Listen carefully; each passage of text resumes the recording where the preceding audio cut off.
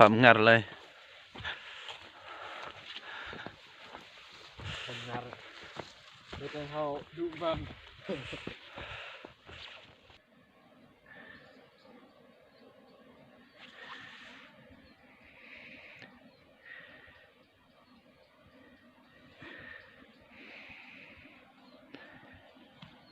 งัด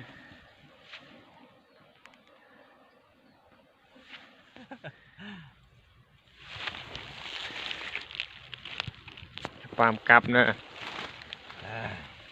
หลังทีนึงซึ่งหนึ่งผู้สักยากรู้สึกลุ่นป้อขี่ตุกควันห้วยไม้เมื่อคืนเนี่ย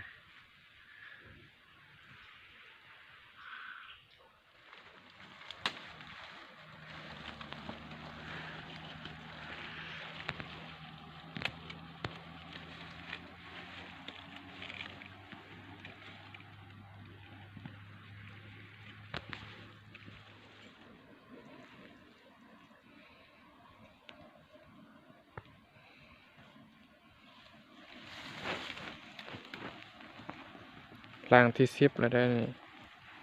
ใส่รางที่10แล้ว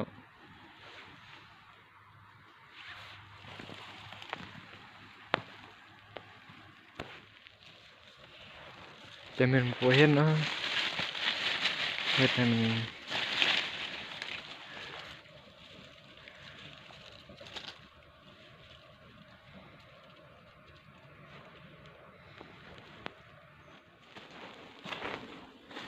กล้องบ่ค่อยแจ้ง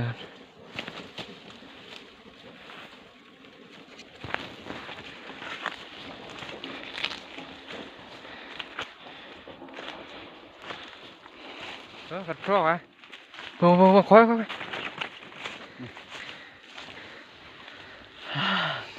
ถึกตำพัดเนาะ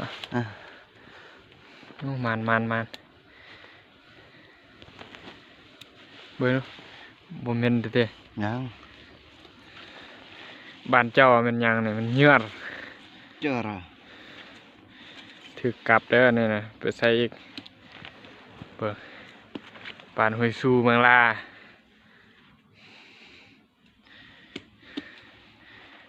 วิธีใส่ระวังมือเด้อปูมือเนี่ยบ่มีจับนมผู้สาวเด้อ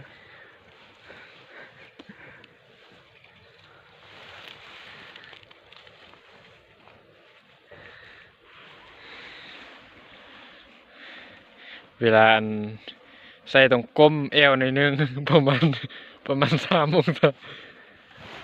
เนี่ยอันนี้มันขึ้นมากกันมักพรูดเลยเนี่ย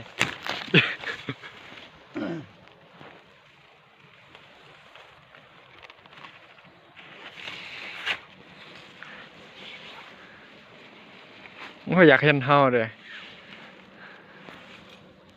ใส่กระหอกใส่กับกระหอกเด้อบนถึงมันตัดคอเขาแล้วเอามันต้นใส่เสียบใส่อื่นแหละใช่ไหมยามเมื่อวานนี้ถือกัน50 ตัวเลยกับจะชิบล่างเลยถือ50 ตัวว่าโหดีเนี่ยบนนี้มันกระหอกแกล้มมันนะมันขึ้นอยู่นี่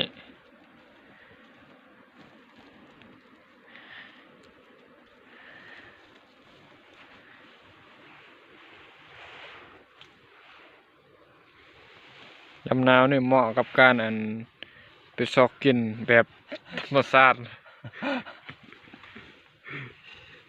ไปไล่นูบ่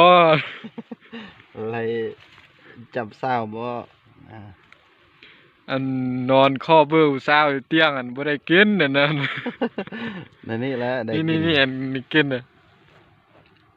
ระวังเด้อปูมือคาดแล้วแอคชั่น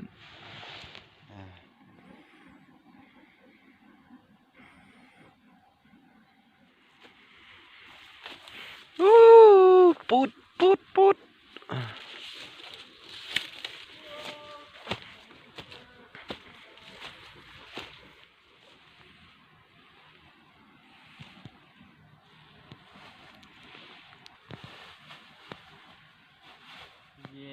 เยี่ยแท้อุป้ามไปล่างก็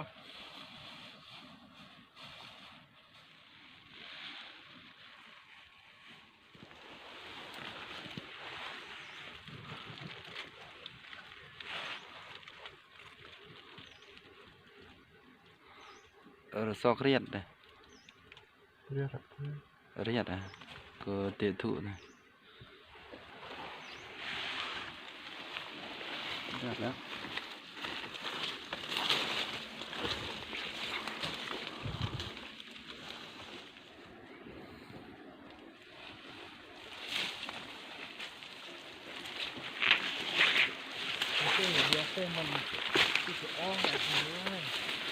หมูตุดซองหมูขี้โอ้ยเดรยหล่น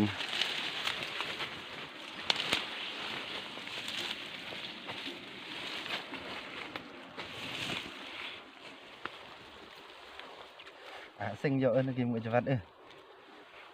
ถาเบิ่งมืออื่นเด้อขั้นตอนต่อไป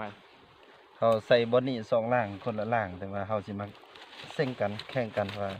บอนใดสิถึกแต่ว่าหอมบอนอันน้องสายใส่หันบอนหันคักกว่าบอนนี้บ่มีหอมบ่มีแต่ว่าใส่ตามบ้านตามที่เฮาหว่านนั่นแหละเซ็งเยอะมือจะวัด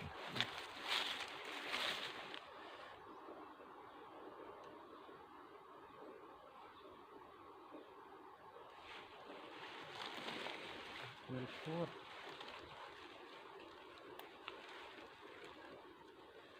เรียดเดิมเพราะ พลังอันมีรถนี้ก็รถนี่นะ รอดนะคือเพิ่นได้เพิ่นได้เรื่อยก็เพื่อนะคือเพื่อปล้อนะคือชื่อรถยังแหละ รถต้องสกู๊ปแล้วโคยี่นี่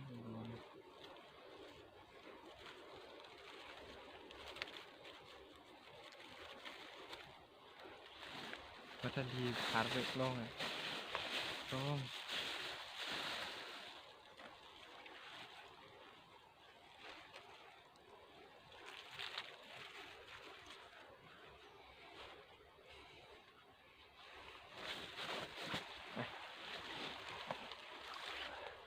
cà phê lại thôi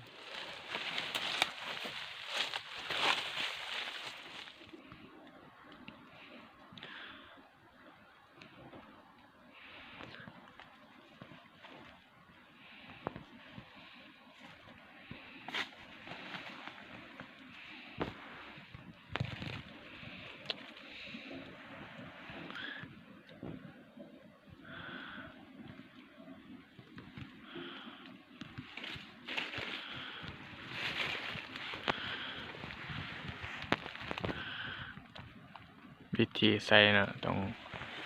ซอกมันมีอัน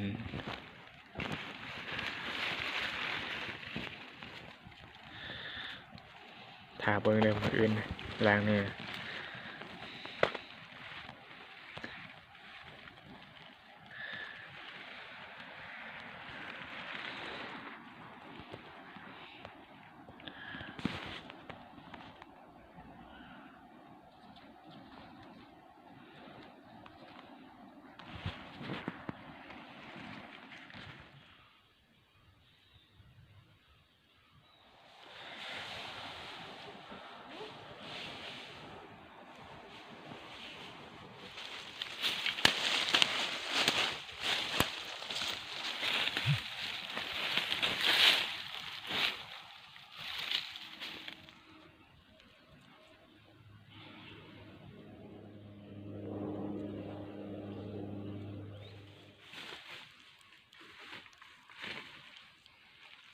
คันหัวไว้